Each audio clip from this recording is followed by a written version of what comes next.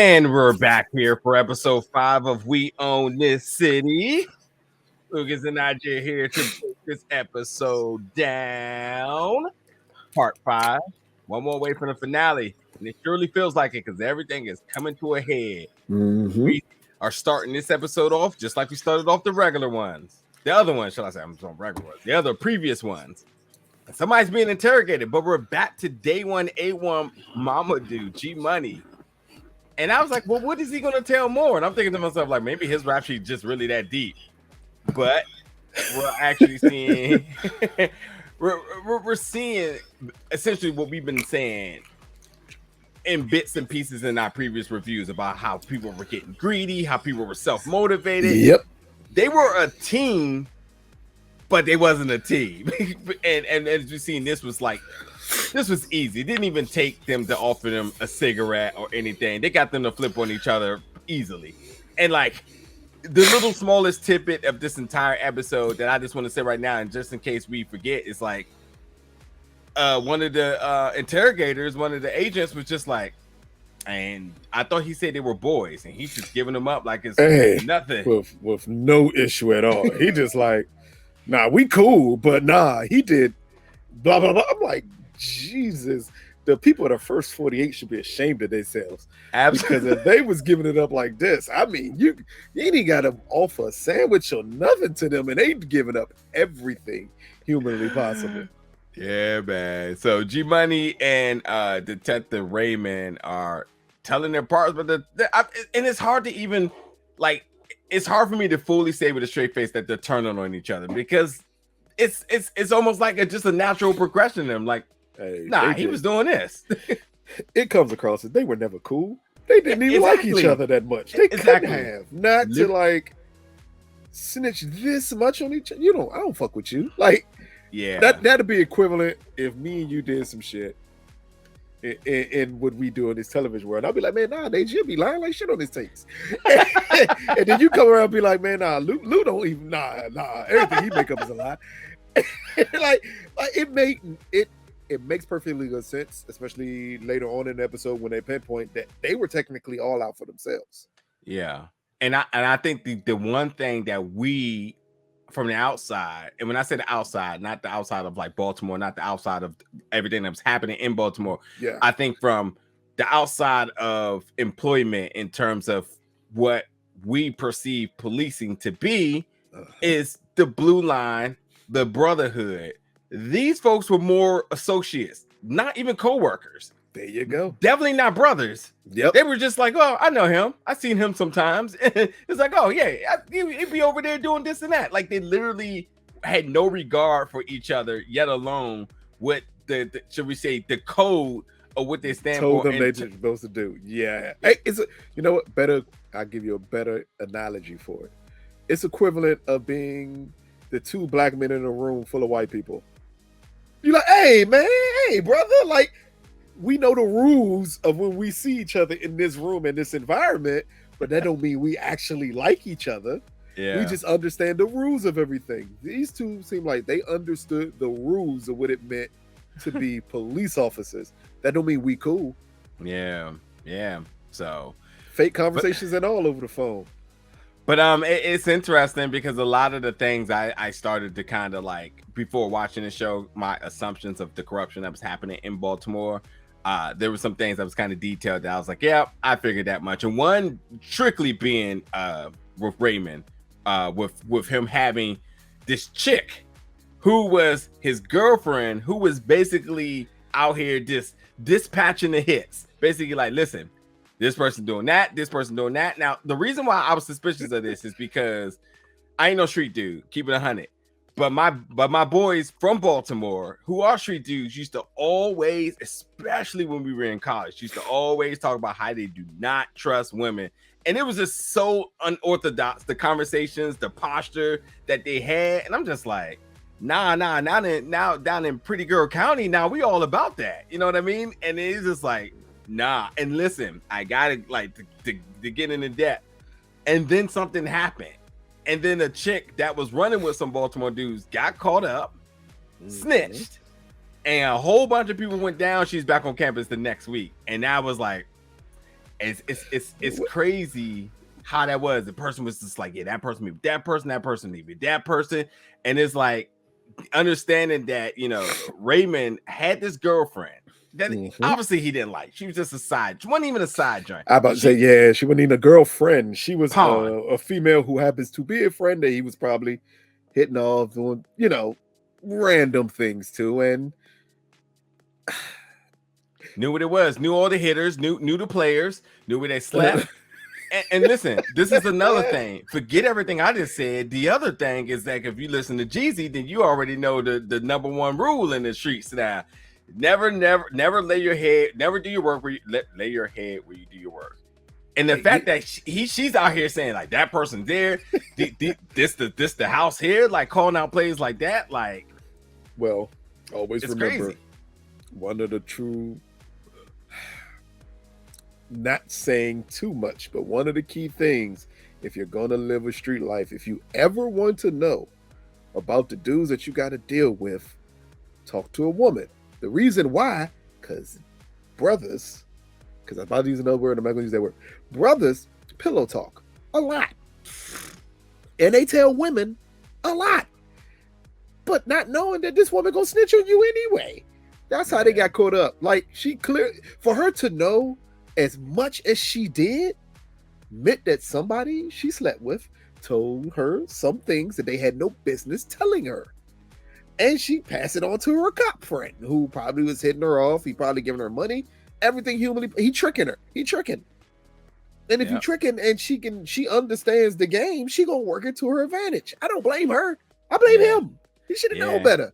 Yeah. Oh, no doubt. Probably got her cooped up in that house. He probably paying for that house to get the whole function going, throwing parties, had the Baltimore club music going. It looked like just a regular affair, but she was out there probably running scout team, probably like, yeah, I'm gonna have all the the yos come through this joint and come back and drop the intel. But him coming in uniform was also something I was like, so that just shows you just how wild it is in Baltimore. Like, you can just come in uniform and people don't scramble.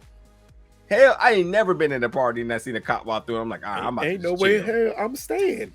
Nah. I can know the cop. I can grow up with that dude. Party over. Party over. Yeah. Real talk. Seen that before. It'd be funny. Like, back down to PG County, we'd be having the cookouts and the cop friends come through, and the boys, they G-check him like, nah, bro, you're not coming through like that. Like, you the homie, but not like that. Like, you gonna take that fucking unit. You gotta take that uniform off, man. No. It's too much shit going on back here. One, if I'm your man, it's too much shit going back here for you to be in uniform and be cool with it happening. Two, it's niggas. Nah, man. No. Park your cruiser 2 blocks away, sir. Walk your ass up there. For real. But your man was a wild dude. Said he shot 3 people. They said they had him on one, and G Money was like, nah, it's 3 of them. And then, by the way, Colonel coached him up. Colonel Palomir, Dean Palomir. So I knew I've heard that name before. That's because he is now was the Baltimore Police Commissioner. Here's the thing, folks, and like, he just recently retired, and like, he retired in like 2018, 2019, right? The interesting thing about this is, listen, when all this shit is going down, he was a colonel, and then he got promoted to police commissioner. I'm either trying to hear who legitimately either got demoted or who legitimately got fired. Because everything I hear, anything and anyone who was involved with somebody got a bigger payday. That's what that's what I just can't wrap my head around. Unless there was just folks that were just like, yo, it's wild here, I'm retiring. And some people did. They was like, you know what? Nah, nope. I'm just not gonna deal with it anymore. I'm just gonna walk away while I can. Because if I retire, they're not gonna look into any possible dirt I have because I'm gone already. Yeah, I guess so. Makes me wonder about Sean Suiter. That's the big question when we get to a little bit later. We've been heading towards it for the last couple episodes about him. But so Raymond, like, listen, he in this investigation, he gets suspended with pay for 2 years. Sounds like a vacation to me.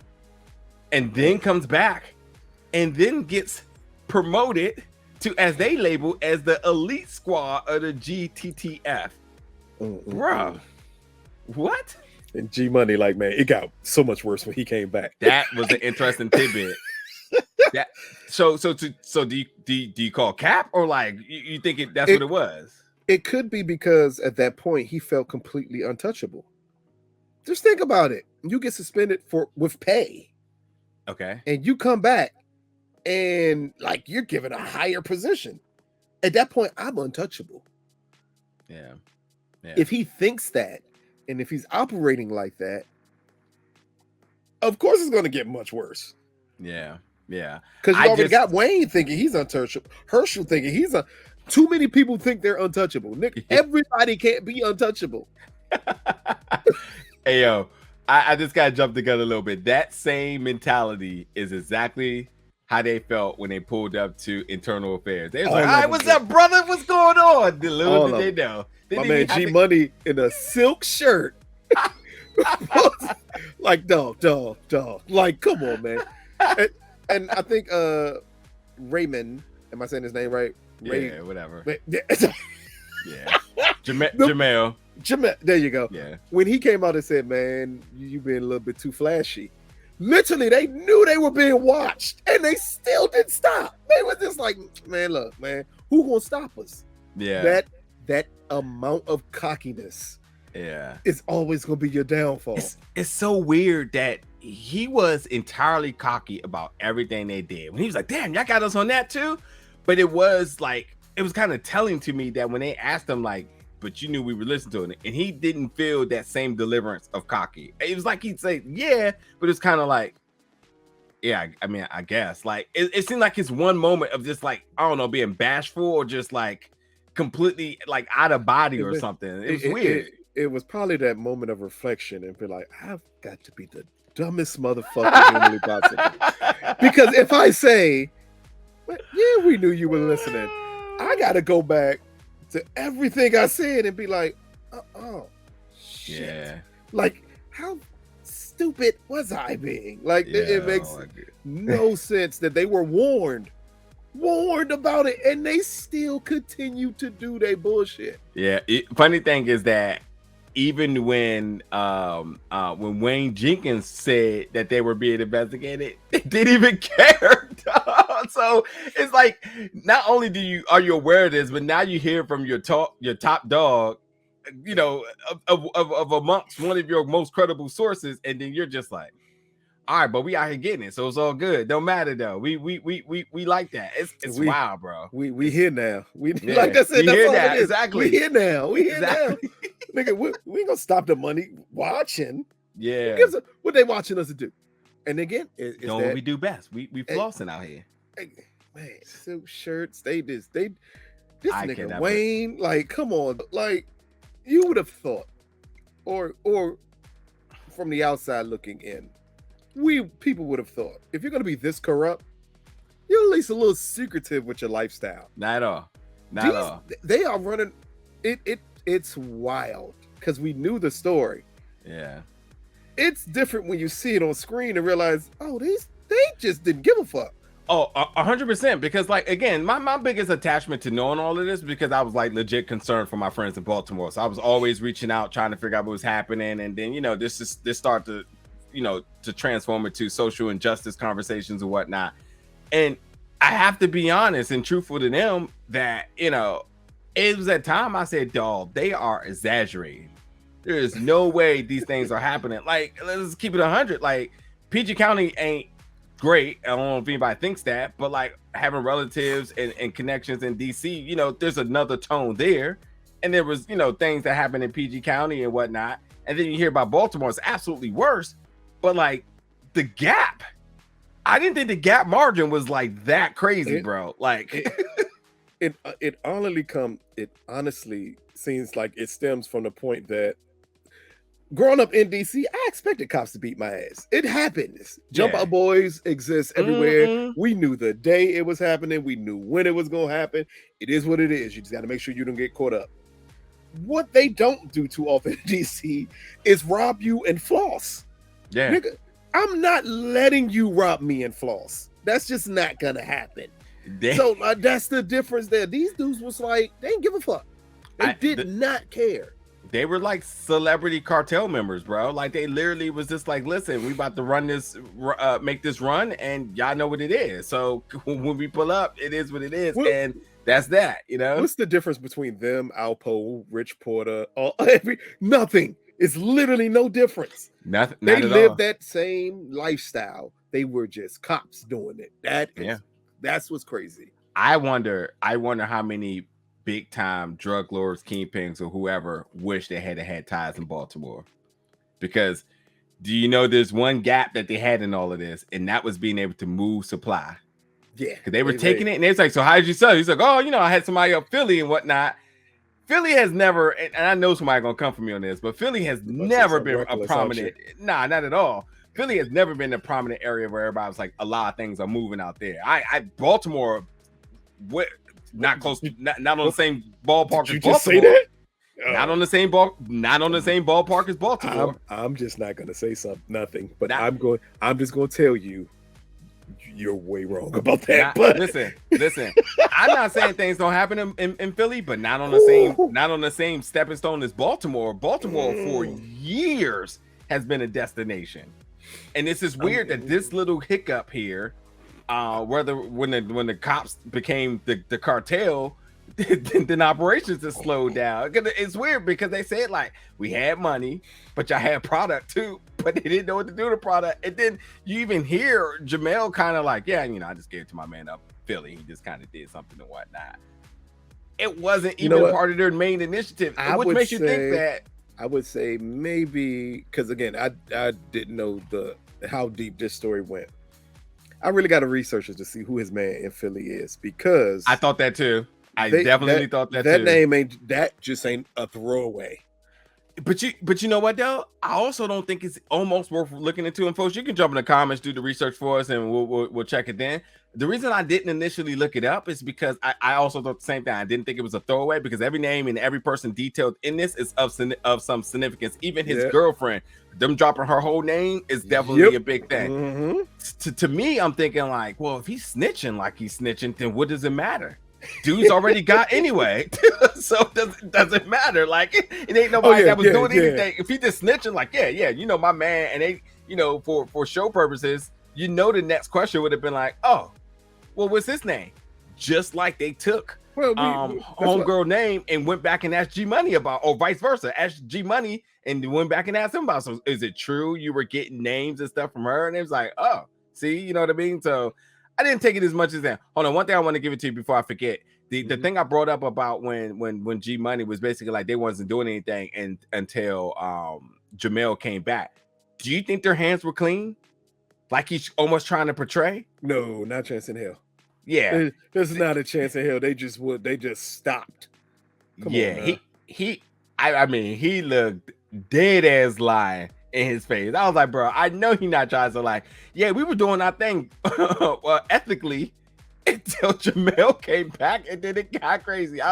Whatever he was trying to front about, I wasn't bothered to that. So, but yeah, I will be intrigued to know if the connection with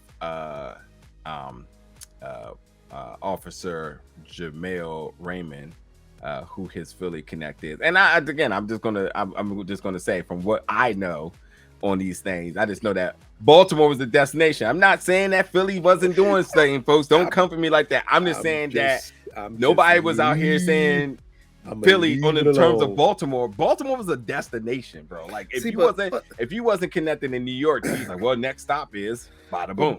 Well, Baltimore was known as. I'm not gonna be disrespectful to Baltimore, but we know the reputation of Baltimore. It ain't necessarily known for the dealers in Baltimore. It's more known for the customers in Baltimore. True. But I mean, the flow of things never was a hiccup there. Things were just always going. And always remember, Philly is kind of close to everything. So everybody runs to Philly for everything humanly possible. No matter what you do, you run into Philly, because Philly is all in that. It's all in that 2-hour drive. Yeah. But I'm gonna leave it alone, because I'm not saying anything else about that, because I'm gonna let you live on that ledge, because all them Philly niggas, they gonna be All the Benny Siegels, freeways, all them niggas coming after you. But listen, you also named 2 people who were coming through Baltimore.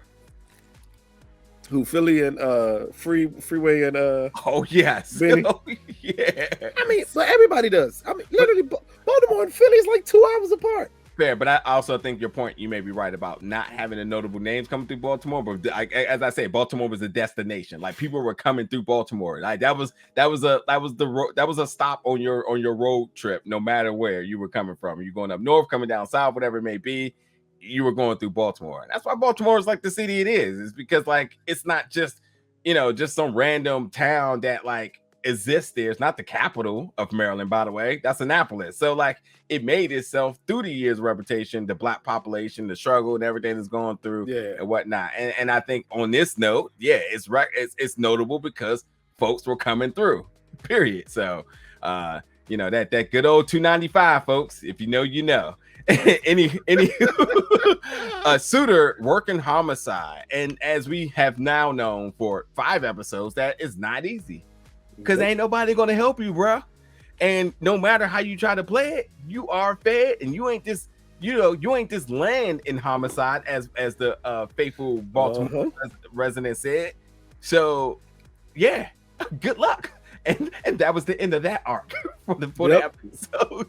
Anywho, going back to Jamel, who has been watched since 2016, but also dating back to almost 2012 of the things he was doing. This is where he gets specific about some of the big licks that they got, and these were kind of wild here. Since we've been talking about him so much, I'm gonna come right back to him. I want to go back to James Otis and the meeting he had with Nicole Steele. James Otis is the owner of the 96 Impala SS, because that's what he needs to be credited. The moment he said it, I said, damn it, if we just want to talk about it. When he said I had a class, keep in mind, this is 2016, 17. And he said I had a classic car. And then at times you want to fight that to be like, nigga, that's a classic car, but yeah. I think in Maryland, a classic is considered after 15 years, I think. No, but it's the point of it calling an Impala SS. Oh, for sure. A classic car. I understand what it means to black for sure. But come on. Yeah, it's legendary, man. Look, you get a lot of credit in all directions for this car. But the one thing that I hope he do realize is that car is extremely hot. That is one of the hottest cars on the market. When he said, I don't know, Herschel, he maybe just had something with my car. Yes, nigga, everybody does. Yes. Everybody does. Like, you driving around in drug dealer luxury, and then you act like you didn't know that? Yeah. Come on, man. Yeah. But again, I did like this because it brought up just the things they were doing to him. Yeah. Like, dude, the robbery shit, that shit. It's heartbreaking to have to go through some shit like that. Just thinking that this dude, first of all, two things: him riding around with the Impala, and then him. And shout out to the person in the comments from last week, because I couldn't think of the street name, North Ave. It's just 2 no's, bro. Like you were definitely destined to get pulled over. It's hot on hot, at this point now it's nuclear. But like, I legitimately felt for him, and let's detail this story exactly what it is. He said he went up to Lido's, smart move. I don't think Lido's not global, right? Lido's is just this area type of thing. I knew of one Lido's growing up, which was because I'm from uptown DC, so it was a Lido's uptown in the early 90s. Yeah. And then miraculously, everybody kept on talking about Lido's. I'm thinking everybody going to uptown. And then I realized, it's Lido's all over D. I never knew that. Yeah, Lido's is the shit. Square pizza, folks. Check it out. I don't know if it's everywhere, but I know it's here. But he said he went up to Lido's, and I'm thinking they named Lido's because it must be like a sort of a Maryland thing, as a the product placement type of name drop type of thing. It's a DMV for sure. Okay. So yeah, he's like just going to get Lido's. Lido's is pizza, square pizza, and he's just going back to feed his family. And then he gets pulled over by Herschel. Herschel robs him. Herschel basically forces contact with him, and that's all that is told here. Now, let's tell the whole story here. Not only did he rob him, not only did he force contact, we are pretty sure that he just probably completely verbally abused this dude. Definitely broke this dude down in every way he could. Probably got some punches in.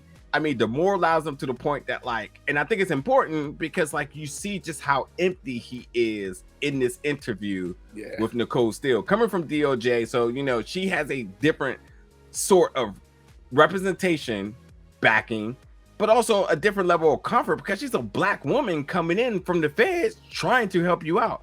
That ain't something he is seeing at all. I could almost imagine. And so, like, when he's, you know, trying to open, to me, it's like therapy at this point. Like, and like, you just see how hard he is. He said, oh man, I got, listen to this. Like, anybody got kids? He has 3 kids, a wife, and he has silence in the house. And now he has to come back and rehash this moment that completely changed everything for him. And of course, if you're like us, you're rooting for him. You're like, man, my man had an HVAC job. That's some money being there. Just keep it what it is. That's a lot of money and very lucrative, especially in that area. So he's doing good. And he can't do that anymore. Lost his job. He's talked about how he lost his job because of how he was held up. Did he say 2 weeks or 2 days? I can't remember. I think he said 2 days. Okay, 2 days, and no one even checked on him. No public defender. He signed his rights away. They did him. They did him wrong. Yeah, getting him to sign his rights, because it's something that a lot of that shit happens to people when they get arrested, wrongfully arrested. Is that the police be like, okay, you'll sign this and we won't charge you with anything.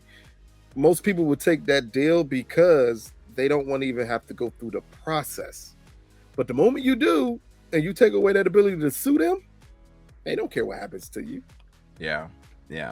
And just to go to the end of the episode, when we see Sean Suter in his car and we see the Impala on the repo truck, it's the most metaphoric thing in the entire episode, because to me it says the things that Sean, Wayne, Wade, Raymond, G Money, Herschel, I think that's all 7 of them.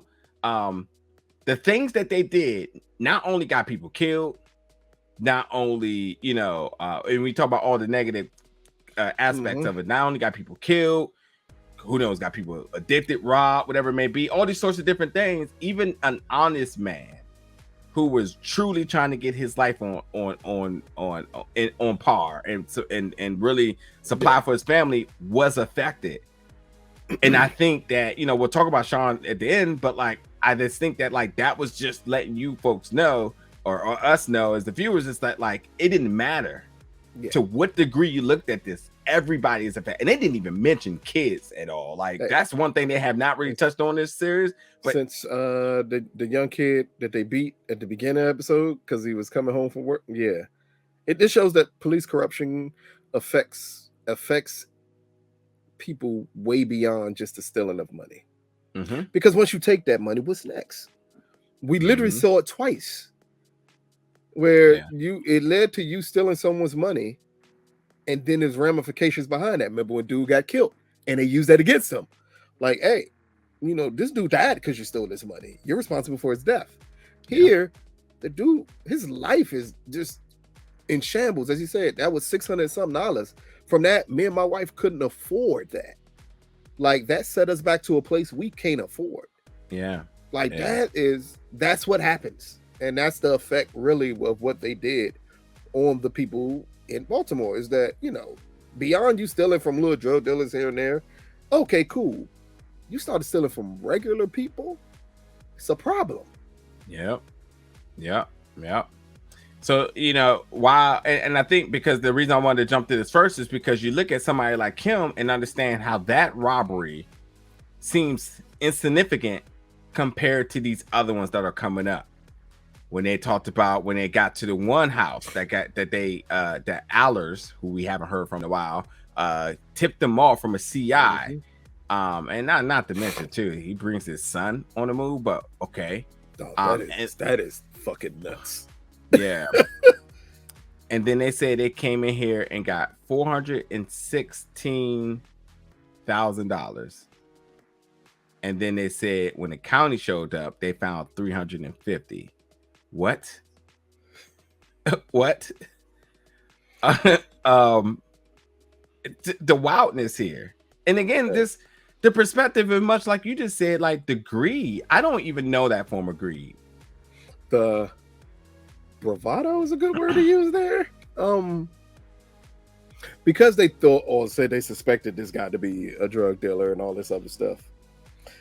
If you walk into a drug dealer's house and that much money is available, they're pulling in a lot more than that.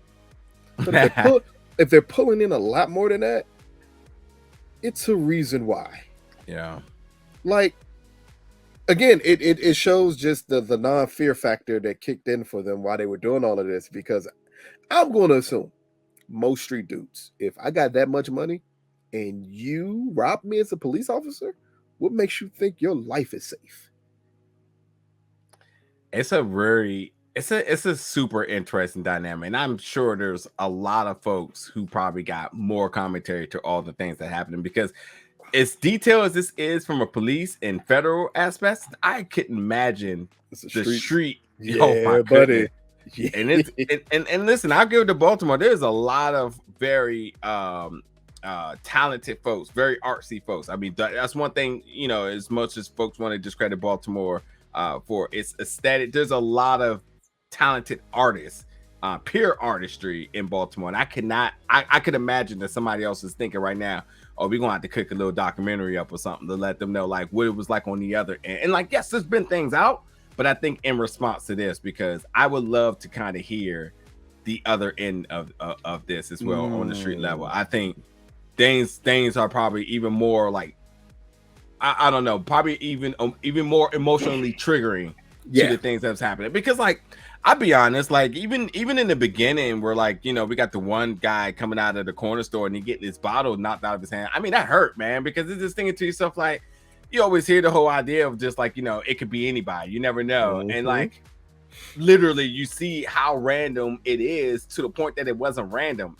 it was strategical. So the whole idea of like, oh, it randomly can happen to you is almost a lie too. It's almost like, no, they knew who to do it. Again, we talked about it last episode. Wayne was great at profiling people. But he was profiling us. Like, that's the profile. That fits the profile. But again, you're right. I would love to see this story told from a different perspective also. Because I wonder, did they move so fast to arrest them because they heard other things on that wire? And it was a couple of people who were hunting for their heads and they did not care that they were police officers at that point? Ooh. And did they think we need to get them off the streets? Because if we don't get them off the streets, they won't make it.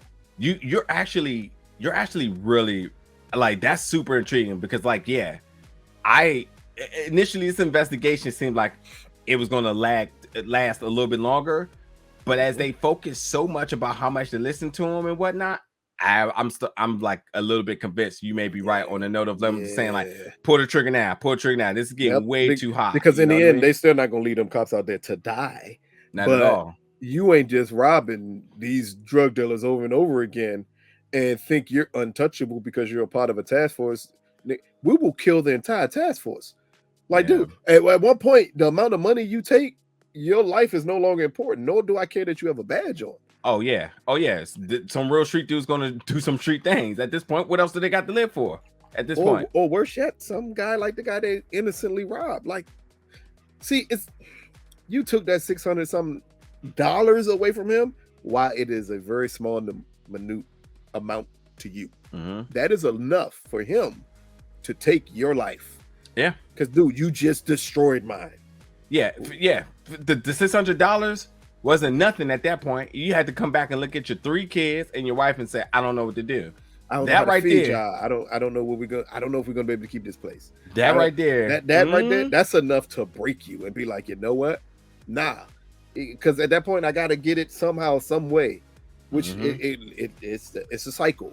And I think that's what they were trying to show. Like, their criminal acts actually created a cycle of other criminal acts happening. For sure. Because you're pushing people to have to do things that they possibly would normally do, including the dude who got his head hit. Like, you know what? In the end, you may think, well, he was a dealer and that's why he got his head. But nah, the dude who's selling it to him who gave him that shit on consignment, I'm not hitting him. He's a good client. We could do this over and over again. But because of your actions, I had to take this action. Yeah. I also want to say it's not totally equivalent, but a woman's motivation can truly send a man down a path of no return. And I think John Q, the movie, not real, but same thing. Get motivated. Say you need to protect do and something, do what you, John. That exactly. And you, that's all and it took. And you don't think James Otis came back home and was like, I don't know what to do, and you don't think Mrs. Otis ain't had commentary? You better do something, because we can't eat. We can't. That's not going to work. You got 3 of these babies right here, so do what you gotta do. Really quickly, just cover a couple other little things. Jenkins got his new little little flunky, should we say it, that looks up to him like he's a rock star. He got a whole nickname and everything, K-Stop or whatnot. And also Jenkins explained to them last episode how the overtime went down. This episode, they put that into gear. It spread it like a virus, or everybody was like, listen, this thing is a endless pit of money. Let's run it up. Work as much as you want. And they would like say less. And it's crazy because I did not think about what they could be charged for. Oh, we talked about it last episode. I guess I didn't like. Remember, I said, oh no, that into itself is a charge to take all. No, for sure, for sure. Yeah, we say it could be a fair offense, but I never thought that like that could actually be the leading factor. I'm thinking like, oh, they're stupid. They'll definitely get on with that, but I didn't think like, no, actually, this could actually be like the leading factor, and that's all they would need. They don't need nothing else, and that could give you 10 to 15 with no issue. Yep. Also, shout out to my man G Money with the Rose Bar hat. Listen. That right there, that's why he untouchable. You go to Rose Bar a couple of times in DC, you are untouchable. Oh, this has every John Wall's second home. Yep, that was John Wall's second home when he was John in DC, Wall. Yep. There's a lot of folks that come through Rose Bar and they turn into different people. So completely different monsters, man. Hey, they were. Yo, when the NBA draft was happening and whatnot, I just seen so many different like gifs or memes out there talking about Rose Bar select what they first pick, and anybody that goes to the Wizards, they're like, yeah, they going there. We already know. Yeah, we already know. Hey, there's probably some footage of G Money and Rose Bar, or some one of those photos somewhere where G Money and Rose Bar showing off too, because as we know with Herschel, when they got their money, they was out here getting drunk. They were gambling away. They went for broke. They got paid money, and they were reckless. And listen, they had no bit of financial education. These dudes were just out here doing whatever. Did not care, bro. Did not care, because you have to think: how do you have base pay, endless overtime, a couple of licks?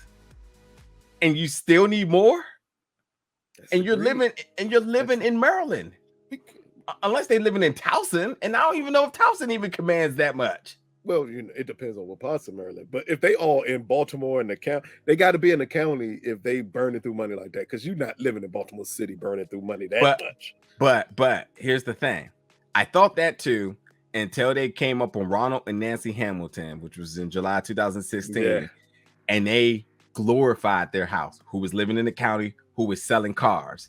The fact that they glamorized this house made me think like, oh, they were never in the county. Oh yeah, because Baltimore County Baltimore County got So you got to be getting it to live in some places in Baltimore County, but clearly they live in the city, nigga. Yeah. What are you doing with your money? But it's also the drug dealer atmosphere lifestyle. As fast as the money comes in, a lot of people spend it because it seems endless. Did you imagine if you thought money was endless? What would you do? I mean, certain classic rap songs didn't come out of nowhere when it was like, nigga, put money away for a lawyer, put money away for this. Like, that's stuff you should do, but most people don't. The money come in way too fast. Yeah. I mean, I guess like they said in the beginning of the last episode, they out here getting it. It don't matter. Another dead, another dollar. They out here getting it. So they did mention back in 2005 when Martin O'Malley was still the mayor for Maryland, how Baltimore brought in 100,000 arrests, and they were predominantly poor and Black Baltimore residents. And then the calculation is 1 out of every 6 person was getting arrested. Your thoughts on that statistic right there? We understand just how racist this environment is, and at that point, Martin O'Malley, who was one of the worst people humanly possible, his thing was just, hey, lock up people who we think needs to be locked up. I mean, keep in mind, at the same time, we already saw earlier in this season where they talk about, hey, the number one thing was, hey, get them off the streets no matter what. Yeah. Because if they're not on the streets, they can't be killed.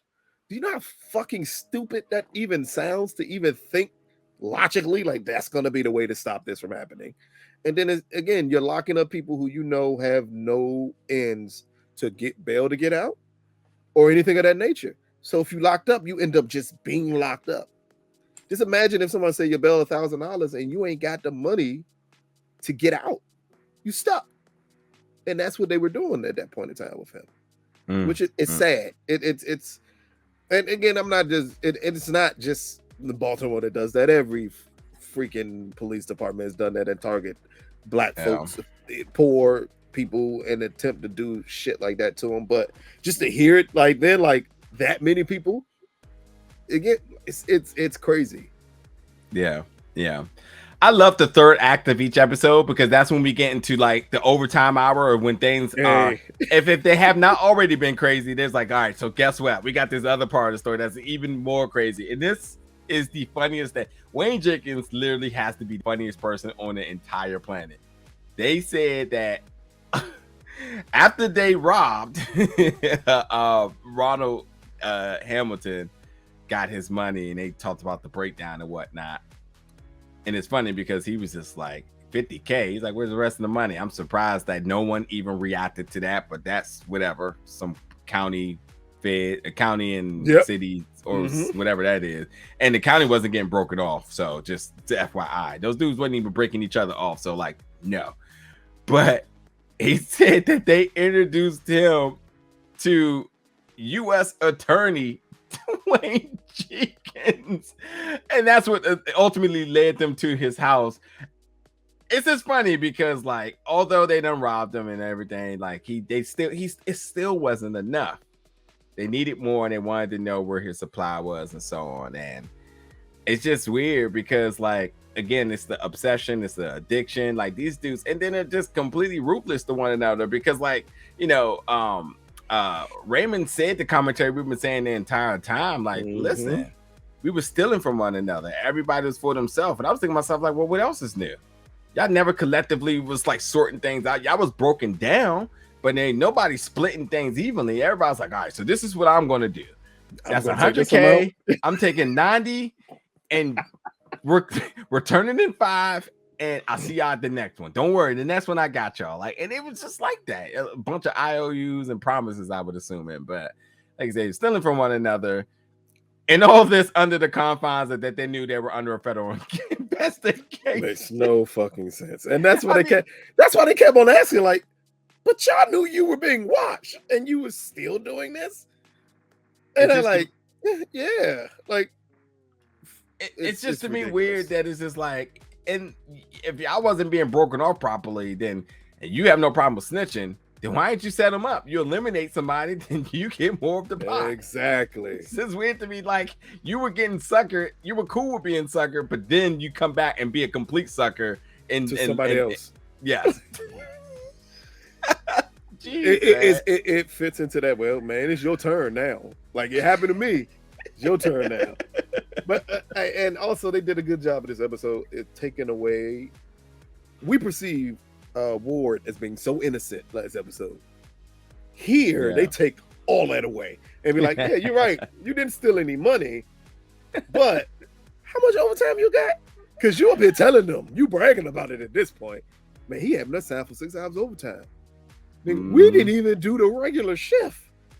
So again, you were in on it. You just weren't in on it on the possible stealing all the money, the big sums of money, stealing it. But in the end, you still stole from the state, well, the city. Yeah. It's another job that reminds me where everybody's just getting endless overtime and just living their best life. But that's for another story and another review for another time. Well, I guess let's get to the last part of this episode. I still cannot believe that G Money had a Rose Bar hat on. Like, that's the wildest day to me. Like, you needed to understand the way he was spending money. Yeah, I definitely did. With that Rose Bar hat on, because nigga, one, you can go to Rose Bar. I'm not wearing your apparel. Yeah, like, that makes him a whole nother beast. Yeah, dude was out here like, I think I'm gonna chilling out DC this weekend. It's all good. I'm gonna go down there and do my thing. Right to Rose Bar out of all places, don't. And you're not big dogging it in Rose Bar unless you drop it in a good 5 to 6. And yeah, like I said, all the athletes are in there. Anybody that comes to DC, listen, folks. If you ever watch a Wizards game and just noticing something's off, you might want to check Rose Bar Instagram page just to see who was in there the night before. Because if you're watching a sporting event and your favorite player doesn't look like he's himself that day, and the game's in DC, he was at Rose Bar the night before. Just know that. What's the Redskin linebacker, offensive lineman? I think he's with San Francisco now. Oh my God, Williams. Yes, Trent Williams. Trent Rose Bar Williams. and then he goes to a new team and he's all pro. Hey, that's all it takes. DC corrupts every athlete they have, Shawty. It just happens. You can't even help it. You get there and then the lifestyle hits you and you like, oh man. And Rose Bar's just like one of those places. Every athlete knows, every rapper knows, just listen to your favorite rap podcast. If they say something about DC, they're gonna bring up, man, well, you can catch such a Rose Bar every night if you want to. Yeah. Just to put a little bit more context, like folks go to Stadium, which is the big strip club, and don't even change the likes of the ways they change when they go to Rose Bars. There's something about the Rose Bar water, man. So anywho, I feel like we need a sponsor from Rose Bar. But nonetheless, at the end of this episode, one of the things that in this episode, like we started off in the beginning, was listen, these 7 corrupt officers all marched themselves in like the red carpet was laid out in front of Rose Bar for them into the internal affairs department, and they all get arrested. They all took their happy asses in there like they had a VIP table waiting for them. Yep. And now they're in FBI custody, racketeering and conspiracy. Obviously, we'll talk a lot more about that next week, but like, just remember their posture. I mean, like, we're seeing them now in there and how they're kind of, being interrogated or just diarrhea of the mouth of all the events that's been happening. But like, just realize their approach in there. They thought they were really rock stars. They literally came in with their Sunday's best or their Rose Bar's best and thought like it's all good. Like they were dapping each other up like it was a good thing. So, but on the other end, go ahead. Notice, only one person ain't snitching. And now it really brings me back to the beginning of beginning of the second episode when the chief went in there to Wayne and said, you might as well talk like everybody else did. And Wayne was said, fuck you. Like, Wayne is the only one not running his mouth. Everyone else is talking. Yeah, it's because you have to kind of allude to his training that he had. Because even with whatever it was named, K-Stop said, "Nah, we not stealing money. No problem. I'll send you to a new department. See you later." He understands, like, he got the confines of like, this is the language you need to be having. These folks were like, well, we're going to do whatever Wayne do, or at least try to imitate it. We'll be all right. Wayne's here. We're going to be all right. And well, they found out the hard way. Getting into the last part of the episode, now that they've been arrested, Homicide is watching on. And Sean is literally sick to his stomach. Got him up at night. His conscience is eating him alive. And I think his homeboy that he was at the bar with, when he was asking about, his priors, so, oh, well, you came for that. And even in the office, so it's like, hey, tell us about Wayne and whatnot. And he just got up and he needed a moment. So I just want to I want to in on this question, but I just want to plug in a couple other things really quickly. You know, we talked about the whole metaphorical thing of seeing the impala driving off, so we got what that means, and we talked about the levels of everything with that. And then I think we also kind of take a look at Nicole Steele and Ian Duff, the DOJ folks. And although they got like a small win here, they know they got a lot more work to do. And I think, you know, getting more about her family, her being from Bethesda, Maryland, understanding that the corruption, or should I say the injustice that her family experienced is what motivates her to do what she does. So like she has a very, you know, proper identifiable upbringing as to why she is where she is now. And I think we're going to get a lot more of that coming next episode. But the last thing we ended off throwing it back to you is, what in the world do you think is going through Sean's head right now? And what's the story with him? I'm pretty sure everyone knows what happens to Sean Suiter. If you don't know, look it up on your own, or you can be surprised, because I'm almost 100% sure they're going to show it. Everything that happened with him, because I'm being very vague, somebody who does not know this story. Everything that happened to him happened in 2017, so it runs around the time that this all happened with them. So I mean, right now it is just him being reflective of everything that happened. Like, I think he's questioning himself on certain things that happened when he knew it was wrong and he didn't speak up and say anything. Yeah. That's all it is. It's a moment of reflection of him wondering, like, should I have said something? Should I have stopped them when I had the opportunity to? Yeah. Yeah. Like, again, HBO did a documentary on Sean Suiter. They did. Okay. The Slow Hustle. I think that's the name of the show. Okay. It details a lot about what happened with him on the, damn it, I can say it because it ain't part of secret, because everybody know the goddamn show, on the day he was killed in 2017. So again, here you're just going to see him be more self-reflective, because he, in the end, he was a good cop. Technically, he took money. So does he fall in line with them? Or is it that his name can live on as someone who really just got out of that situation?